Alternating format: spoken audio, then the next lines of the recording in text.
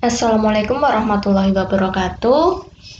Kita kembali lagi masuk ke tahun ke pembelajaran semester baru ya, semester 2. Yang seperti saya janjikan kemarin atau saya tulis dalam kontrak kemarin, kita akan belajar tentang teorema Pythagoras untuk bab awalnya. Nah, di sini teorema Pythagoras, saya rasa kalian sudah pernah sebenarnya diperkenalkan dengan teorema ini waktu SD dulu, cuma mungkin kalian nggak terlalu paham itu yang dimaksud dengan teorema Pythagoras. Jadi ini sebenarnya bisa dibilang materi baru, tapi juga bisa dibilang materi lama juga ya. Nah, teorema Pythagoras. Content of this matter. Isi dari materi ini atau bab ini itu memiliki submateri yang saya bagi jadi 5. Untuk pertemuan pertama kali ini nanti kita akan belajar 3 submateri awal, yaitu tentang teorema, triple, dan jenis-jenis segitiga. Jadi kita nanti belajar dari 3 ini ya, 3 submateri ini. Langsung saja. Yang pertama adalah teorema Pythagoras. Teorema Pythagoras yang perlu kalian tekankan atau kalian pahami itu berlaku hanya pada segitiga siku-siku. Jadi berlakunya hanya untuk segitiga siku-siku saja. Nah, segitiga siku-siku itu apa? Segitiga siku-siku itu ketika salah satu sudutnya ada yang 90 derajat. 90 derajat. Nah, di sini biasanya dikasih tanda seperti ini. Tapi sebenarnya bisa juga kalau di situ kan saya gambarkan tandanya seperti ini. Jadinya yang ini.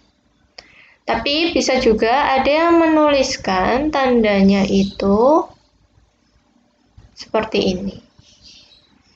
Jadi, tak masalah, tanda ini adalah tanda siku-siku atau 90 derajatnya itu di tanda ini, di sudut yang besarnya 90 derajat itu berada pada yang dikasih tanda ini. Nah, sebelum kita masuk ke teorema Pythagoras itu seperti apa, kita kenalan dulu sama yang disebut dengan sisi tegak atau dan juga sisi miring atau yang disebut dengan hipotenusa. Jadi sisi miring itu seringnya dalam soal itu disebut dengan hipotenusa. Nah, kita menentukannya itu gimana? Sisi miring itu yang mana? Sisi tegak itu yang mana? Kalau sisi miring, itu kita bisa kasih tanda atau titikannya atau ciri khasnya itu di depan tanda siku-siku ini. Jadi sisinya itu di depannya. Nah, berarti di sini sisi miringnya adalah yang saya kasih tanda warna hijau ini. Jadi yang sepanjang warna hijau ini adalah sisi miringnya. Berarti kalau ini juga sama ya. Sisi miringnya itu adalah di sana. Kemudian sisi tegak itu ciri khasnya apa? Sisi tegak itu ciri khasnya di tengah-tengah, karena sisi tegak itu ada 2 ya. Nah, di tengah-tengah sisi tegak itu ada tanda siku-siku. Nah, ini kan tanda siku-sikunya di tengah-tengah antara sisi tegak. Ini juga.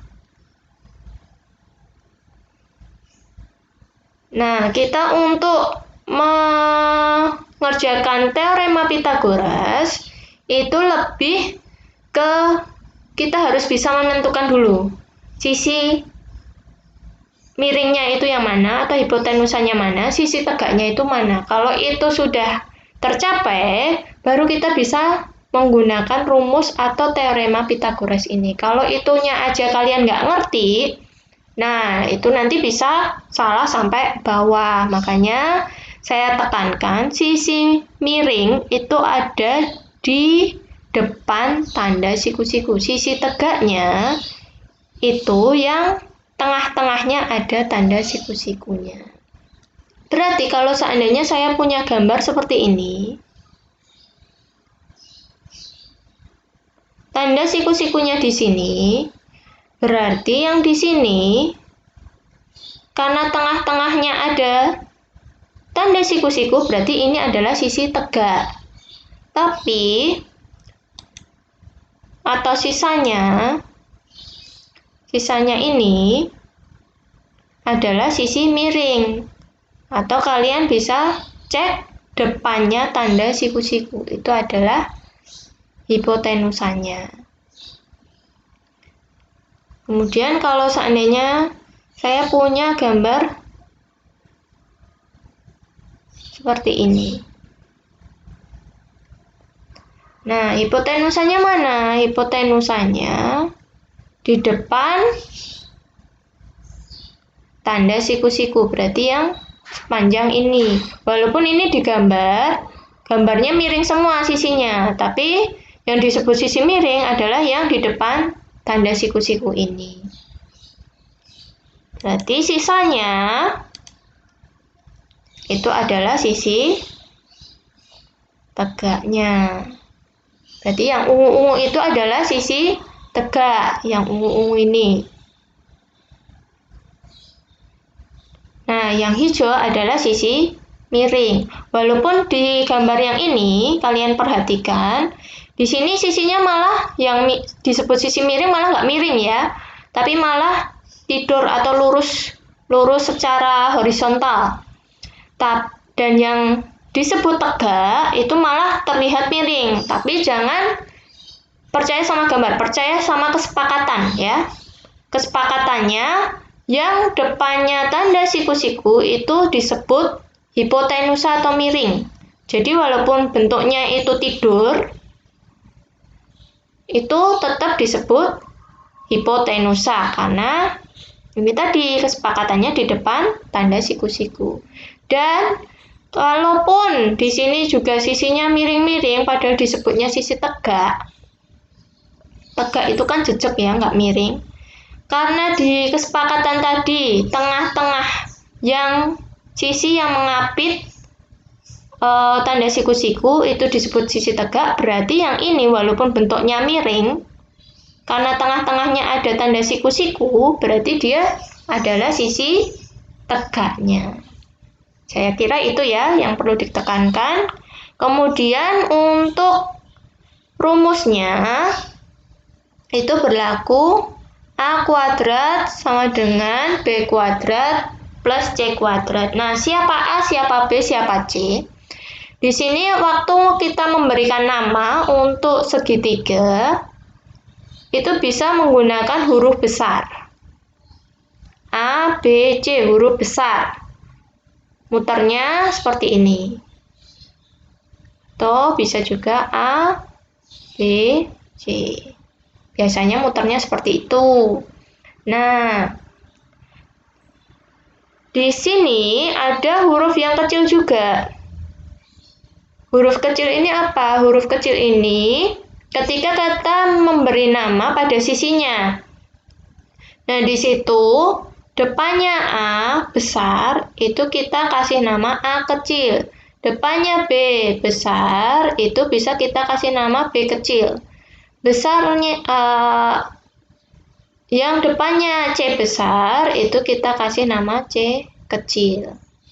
Jadi kalau yang hurufnya kapital, itu untuk sudut-sudutnya. Tapi kalau untuk yang ini, yang hurufnya kecil, itu berarti untuk nama sisi-sisinya. Jadi kalau hurufnya besar itu biasanya menggunakan dua huruf.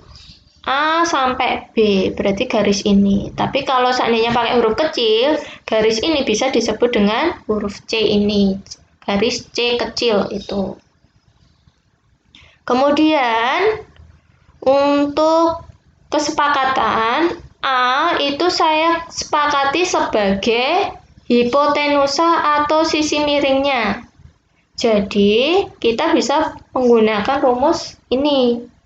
A kuadrat sama dengan B kuadrat plus C kuadrat. Jadi, untuk hipotenusanya kita sendirikan, lalu sama dengan penjumlahan kuadrat dari sisi tegaknya. B sama C ini adalah sisi tegak. A itu adalah hipotenusa atau sisi miringnya. Berarti nanti waktu kita mengerjakan, kita cari dulu A-nya itu yang mana. Contohnya. Nah, di sini untuk contoh yang pertama ada segitiga dengan ukuran 3, 4, dan X. Kita suruh nyari X-nya itu berapa? Kita tentukan.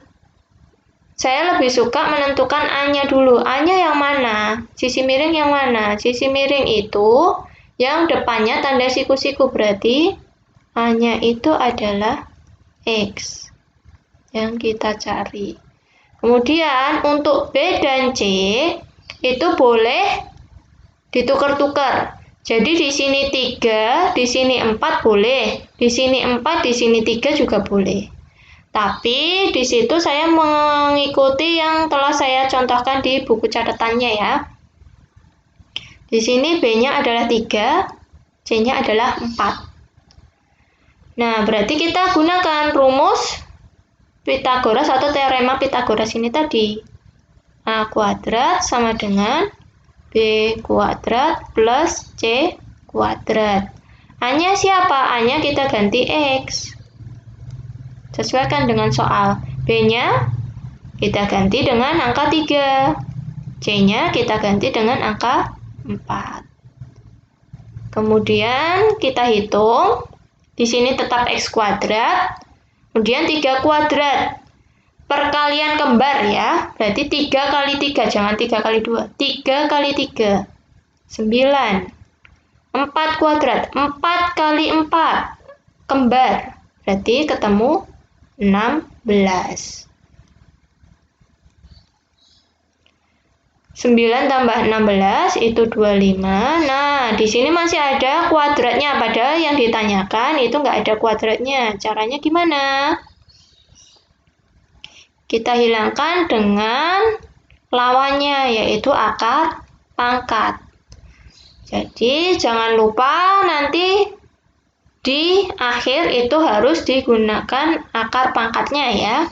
Di sini akar pangkat dari 25 adalah 5. Kenapa? Karena 5 dikali 5 itu hasilnya 25. Kan kebalikannya. Jadi, ketemu X-nya adalah 5. Nah, begitu pula dengan yang contoh lainnya. Di sini cari Y.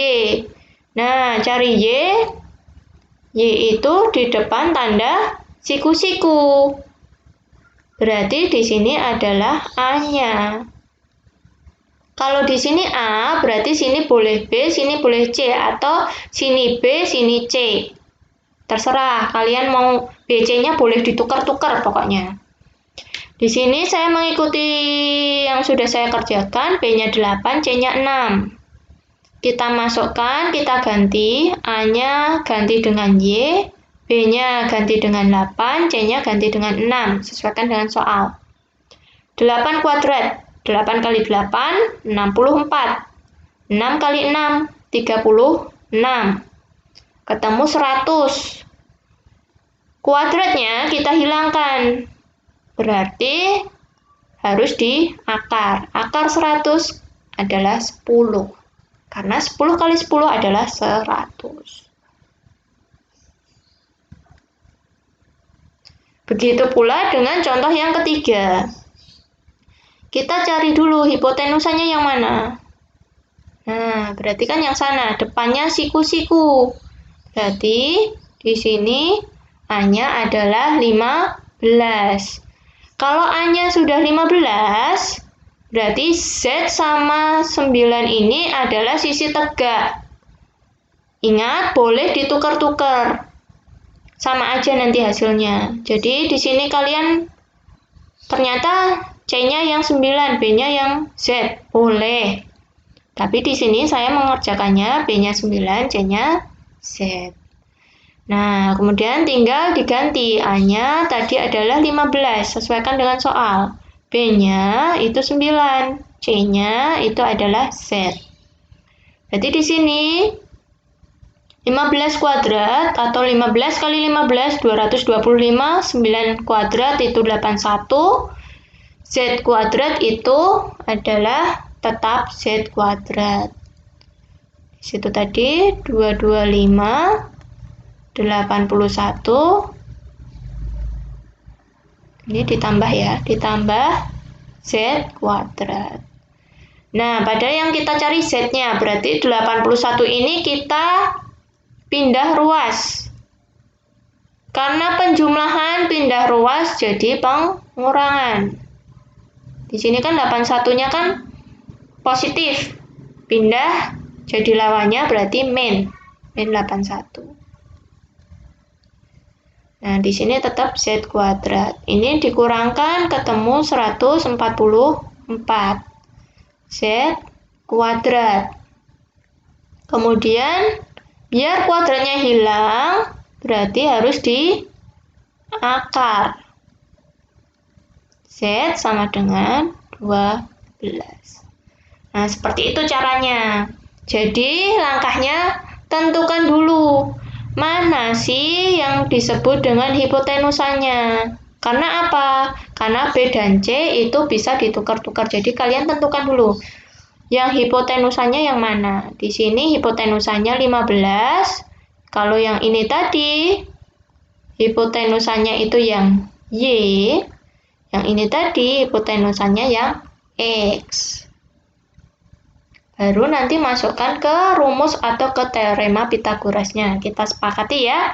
A-nya itu adalah hipotenusa. Karena nanti di buku sumber lain mungkin kalian menemukan ternyata hipotenusanya di situ adalah C atau B. Nah, tapi di sini di pembelajaran saya kita sepakati hipotenusa adalah A, ya. Ingat, hipotenusa adalah A di depan tanda siku-siku. Kemudian tinggal masuk ke rumus.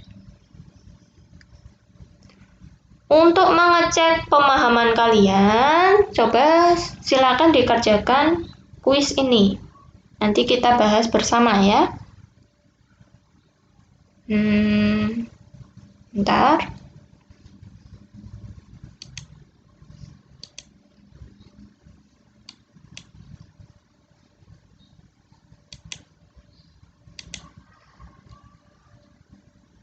Kalau seandainya saya punya segitiganya seperti ini.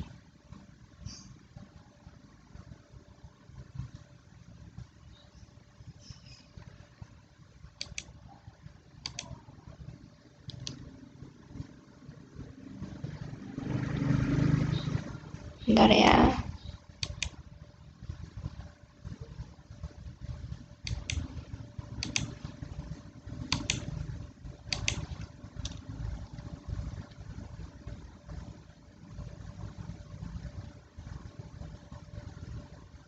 Nah, segitiganya seperti itu dengan ukuran di sini adalah 24, di sini adalah 26. Nah, X-nya itu yang di sini. Kira-kira X-nya itu berapa? Silakan coba dikerjakan terlebih dahulu.